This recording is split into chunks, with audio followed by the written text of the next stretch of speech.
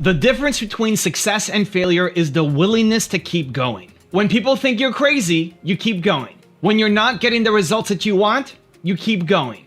When you doubt yourself and if you can do it or not, you keep going. You keep going, you keep going, you keep going. As long as you love it, you keep going. Otherwise, you live your entire life with regret, wondering what could have happened if you just kept going. I struggled a lot with this in my first company. I had an opportunity to take my dream job and make 6 figures and travel around the world and what I thought I always wanted to do, or join this startup business, own 30% of it and make $300 a month. And I really struggled with what to do. And I decided, you know what?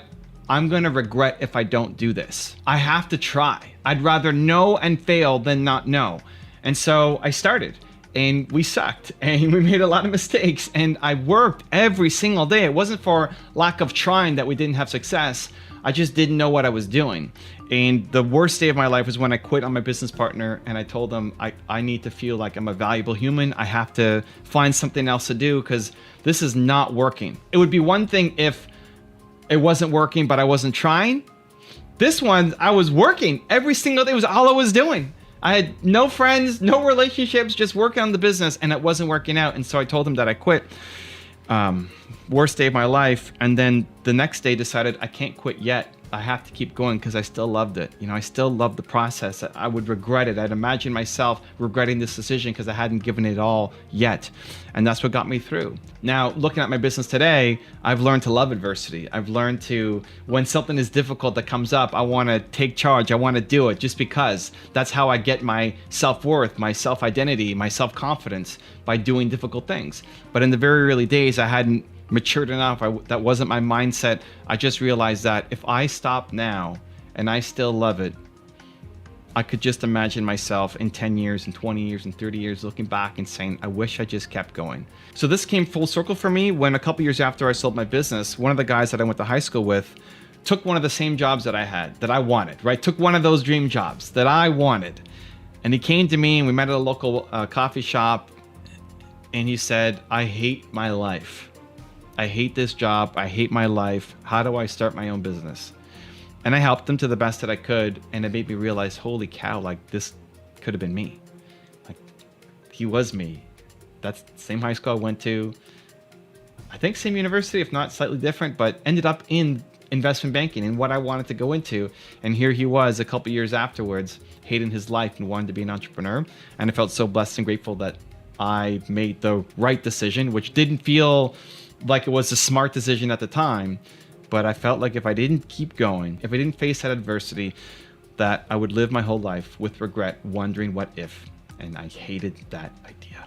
So how do you keep going? If you're facing adversity right now, how do you keep going? How do you summon the strength, the courage, the tenacity, the dedication to actually keep going? I've got 3 steps that I think will really help you. But before that, if you want to learn how to have self-love, confidence, and lessons from billionaires, check out my 254 series. They're free. The links to join are in the description below. The people who do the model should believe in the model, and I believe what I do. It's so difficult to be a small business owner in China.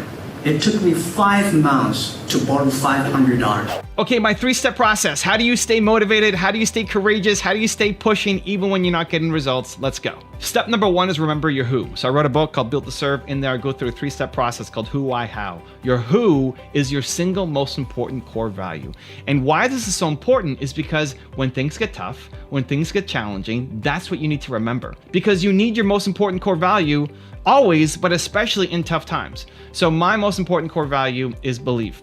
It's on the back of my clothes. It's in every video that I make. It's not just a marketing thing. It's who I am. I need to believe more in myself. My parents would always tell me, I'm Evan Carmichael. You can do anything you believe that you can.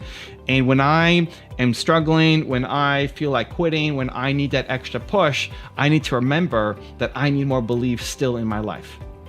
When you figure out what your most important core value is, it gives you the push when you need to.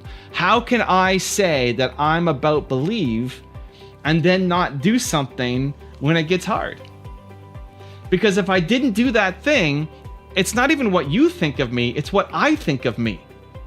This is where, when you have that values clash with what you value with what you're afraid of, understanding what you value gives you the strength, courage and confidence to move into the unknown, to move into the afraid, to move into the difficult.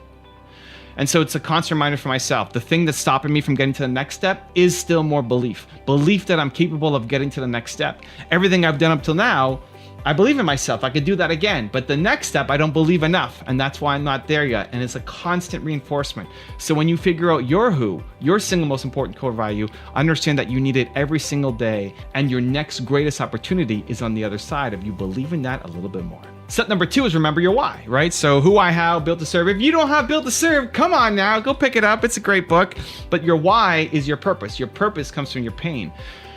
So understand that there's so many people who currently are who you used to be, right? You've come through a journey. You're not done. You're still climbing. You're still growing. You're still getting better, but you're way better than you used to be, right? You've learned so much along the way. You can go back and help the person who you were 5, 10 years ago. And there's lots of people who currently are that person.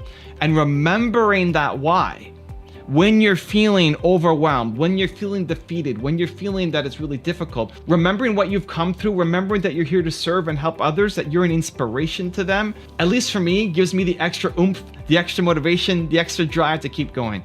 Even sitting here making these videos, I'm just here in my office making videos. It's hard to imagine all the people who are on the other side of the camera, of the computer screen, of the phone watching. Hello, I'm Evan. Thank you for watching. I love you, appreciate you. And that's what I try to tap into. I try to remember 19-year-old Evan who was struggling in his first business, who felt like he had nobody around him to help him. And I wish I could just go talk to that guy. And that's what all of these videos are. And that's what gives me the extra motivation every single time that I'm feeling low and negative and that it's just getting too hard. Remembering your why is your purpose, is your motivation to get up every day and keep going. And then step number 3 is to surround yourself with your heroes.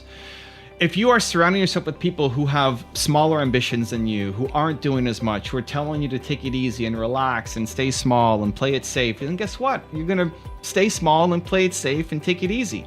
Where if you're surrounded by people who are doing more than you, who are more ambitious, who are accomplishing big things, guess what? You're gonna go off and accomplish bigger things yourself as well. So when you find your who and your why, right? Your most important core value and your purpose, then you surround yourself with people who have gone off and done it. That's why I make these videos. I make them for you, but I make them for me. Even still now, why I make this video, I make my top 10 videos, the Belief Life videos, all of them. I make the videos for me because I need more belief in my life, because I want to learn from Jack Ma, because Jack Ma is not having an intern program that I can go sign up for and hang out with him for 12 hours a day, right? And so I've created my own mini intern program where I can take the best of Jack Ma and Elon Musk and Steve Jobs and AP Giannini and like the people that I love and be around them constantly in video format, in office format, right? If you're a book reader, in book format, podcast, if you're an auditory person, to be around your heroes constantly, because you might be super motivated one day, but then wake up the next day and that energy is gone. So where did it go? You're a product of your environment. And so you need to be constantly triggering yourself with your heroes to say, that's what's possible. That is what is possible. And by hanging around them enough, the way they think, the way they see the world, the way they attack their goals and dreams and difficult challenges starts to seep into you and lets you believe that you're capable as well. Surround yourself with your heroes. If you want another Evan Rant video that just might give you the confidence you need, check it out right there next to me. I think you'll enjoy it. Continue to believe, and I'll see you there. When you compare yourself to people doing less than you, you stay small. You stay being the big fish in the small pond.